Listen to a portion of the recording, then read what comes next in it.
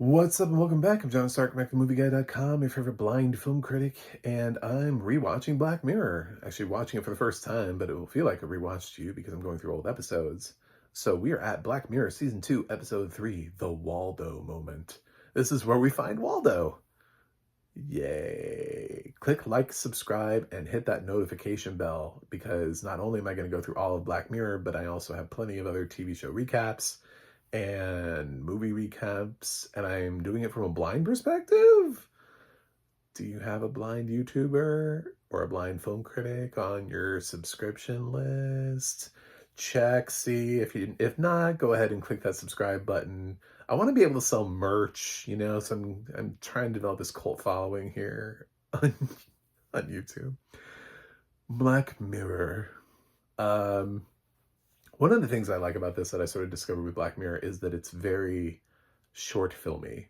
Like everything is different. Like you don't have to like the entirety of Black Mirror, and not every episode is the same. It's not like you're following a path with a story where like the story, we have those like jump the shark moments. I think it's impossible for Black Mirror to have a jump the shark moment because they can just easily recorrect and bring it back by doing like a different episode the next. You know what I'm saying? Like you can not like an episode and be like, well, that was terrible. Fuck this episode. But then the next episode is going to just be like a completely different thing. You're like, oh my God, I love this. Like so totally connected. So I like to ask the questions like, does it hold up? And would I do this? Like, because a lot of times these have to do with like technology and would you jump into this? Not so much with this one. This one doesn't really want to pose that question to you. Like, how would you participate in it? So the Waldo moment features just the idea. There's sort of like there's like a little bit of political scandal. We get into this late night comedy show that, is trying to be, rudely funny. And they created this character that ended up doing really well where they sort of like with Ali G, like people didn't know when Sacha Baron Cohen was going around interviewing people that they were being interviewed by Sacha Baron Cohen. They thought they were being interviewed by this real person, Ali G or Borat or whoever. So it's sort of like that, but it's this cartoon bear, and they set it up so it's like a kid's show, but it's not actually a kid's show, and they catch this politician off guard. And he picks up on the fact that it's a gag because it's like a cartoon bear. And he's like, oh, you're a pussy boy then? And it's like, okay, obviously a cartoon bear would not say that in a kid's show. Do you not know what pussy is? And so like the gag is revealed pretty quickly because if we sat with the gag too long, we wouldn't be able to advance the plot of the story. So anyway, people think it's hilarious. I watch it online, I'm like, oh my God, we love this bear. And the comic who does it for the show is they're trying to pitch these other ideas of other, characters that they could create that could do like different things, similar things. And like, no, we have to do Waldo. But they're like, but everybody would know Waldo because now they know it's a gag. Like we already revealed that it's not real. So anybody who does it now would be in on it. But executives just, they want what they want, right? People, they just force it forward. So eventually they come up with the idea that what they need is Waldo on stage with that politician so they can continue to berate him. So they're like, well, why don't we run Waldo for office? And while we're seeing this happen, we're also seeing this woman, Gwendolyn, who is trying to run for office as well for a sort of a completely different thing. But her story really gets kind of lost in the Waldo effect here. So they put this cartoon bear up on stage that's sort of controlled by this actor, this sketch comedy actor who has to improvise everything and do it in form of the bear. And he's just sort of like an insult comic. It could be like if Triumph ran for president. And yeah, it's a lot like that. In America, if you're like, what is this? It's like if Triumph, the insult comic dog, ran for president, but instead of being a puppet, it was like a cartoon. So, and it just kept telling everybody, what are your thoughts on living wage for me to poop on? It seems funny at the time, but then you're like, I don't know, it would get old really fast. So, uh, yeah, it's a gag that runs itself thin, and even the comic feels like, why am I still doing this? And he sort of reaches a breaking point where he ends up insulting because he sort of falls for the other girl that's running, and Gwendolyn, and he ends up having to insult her during a debate, and he, makes him feel terrible for doing it, and he doesn't want to participate anymore. And they're like, well, that's fine because it's just a cartoon bear, so anybody can do what you do, and be an insult joke at it. We eventually get to somebody from the agency, very mysterious, who comes and finds the comic and explains to him, what he's done here with this bear. It started a movement. There's a whole bunch of people who are sort of anti-establishment who follow this bear, who are now engaged in politics, and they think that it can be used sort of as a tool worldwide to engage people in ways that they've never previously been engaged. So it can be a little bit dangerous. They don't really explore that enough. They do sort of at the end. But it feels like branding. It feels at that point they took Waldo and made him like SpongeBob or something. It's just like he's just ubiquitous. He's just everywhere. But what does he have to say? Like we didn't really get into that. We didn't see Waldo debating in Brazil. We didn't see Waldo debating in China. We didn't, you know what I'm saying? Like we didn't see those things. So that's one of the things why I didn't like this episode that much, because the ideas it introduces, it doesn't completely flesh out. What it ends up being more about is this guy that has this great idea, and then he ends up disassociating himself from it, and then he ends up being at the bottom of society. I love that the UK audio description refers to unhoused people as down and outs. I did not know that was a thing. I was like, what, hello? What? And it feels so old fashioned to me, because when I hear that term, I think of Down and Out in Beverly Hills, which is, I mean, in that movie, Nick Nolte's playing somebody who is unhoused, who's homeless. And I mean, I get it, but at the same time, I'm like, this is like the 2010s. This feels like an old fashioned term.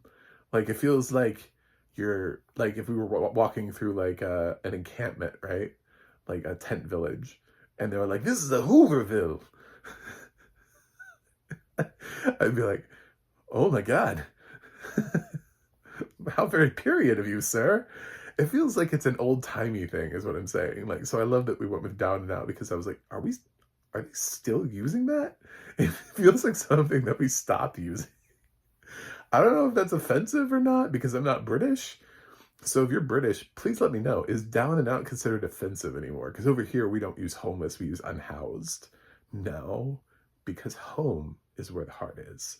But yeah, I don't know. I have no idea the context of Down and Out. It's just odd to hear it in the audio description. So he's down and out at the end, and he gets beaten up by the cops and that kind of stuff. So it ends on a depressing note. I think the interesting thing about the story was exploring how what the agency was saying about how Waldo could be used internationally, but they don't really describe that. It ends up feeling like they just merch him instead. That's how they leave it, is he sees him and he sees him being used. Like, it's his creation, it's still out there, and he's not getting any recognition for it. But at the same time, I don't think that's the point. The point isn't, because that's not a Black Mirror concept. Black Mirror is always about these sort of like existential crises in terms of what technology is doing or can do for us or might do for us in the future. So having a cartoon bear that somebody can operate and puppet behind, that could run for office and actually get votes, because it's like an AKA thing. Because what they're saying is basically there is a real person that's running. It's this guy. But he's running as Waldo, and he's presenting as Waldo, and everybody sees Waldo. So, but ultimately on the ballot, you'd be voting for that guy. So a real person could win. Because juxtaposed to this, because for people who are like, well, this is stupid, nobody would ever vote for it. I'd like to remind everybody that in 2016, 30,000 people voted for Harambe, the dead gorilla. So yes, absolutely people would vote for this. Every year people walk in and think it's funny to vote for Mickey Mouse. But in 2016, when Harambe was like one of the hot things to vote for, they voted for the dead gorilla. So yes, that like thousands of people took the time out of their day to vote for Harambe.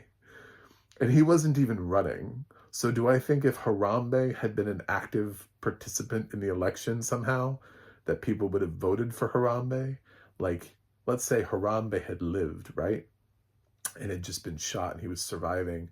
And then somebody started using Harambe as like some sort of political icon and tried to manifest a campaign for, he probably would have gotten more votes because we are that stupid.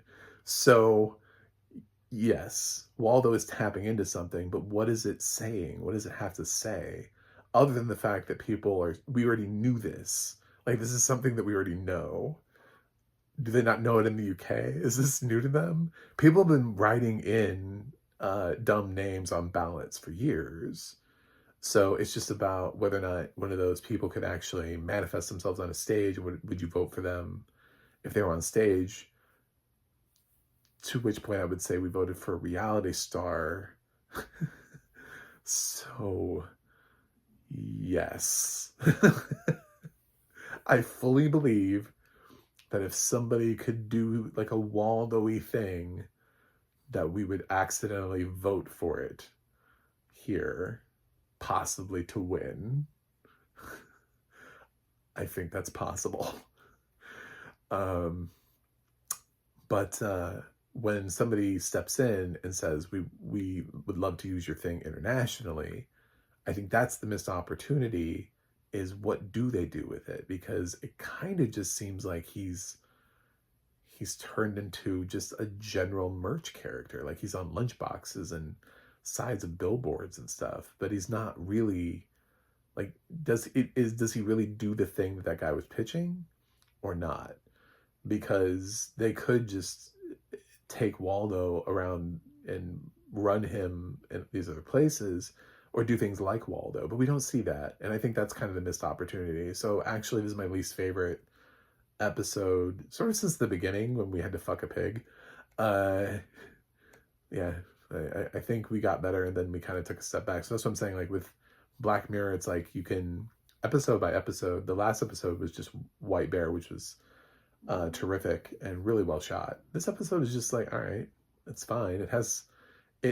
It has a concept, but it doesn't really go that far into it. It doesn't go where it should go. It just kind of flops on it. So, does it hold up? Yeah, yes, it absolutely it does. I think exactly what I was saying. Look at what we're voting for. Look how we're voting. Look how it's so easy to manipulate in our media today. It's very easy to get people to vote for Waldo. It would be so easy to get people to vote for this dumb thing, or something like it. So yes, I fully believe. I don't know if it would win, and technically also Waldo doesn't win the election here, but it's interesting to think about. So I'm going to give Black Mirror Season 2, Episode 3, The Waldo Moment, a B-. I think it's got some cool ideas. It doesn't necessarily deliver on all of them. It doesn't expand on it necessarily as much as it should. And it doesn't push where it really could in terms of talking about the dangers of using this politically, the true dangers. Ultimately, there are no dangers. There are no real repercussions. It's just sort of like this lark that happens and a guy ends up down and out at the end. Is the political system really disrupted? I don't know. Is it changed forever? We don't know because we don't spend enough time on it. We have to check in on our unhoused guy. So, yeah, I think that was the thing that we should have gotten into. So anyway, thanks for watching. Thanks for subscribing, and I will see you guys on the other side.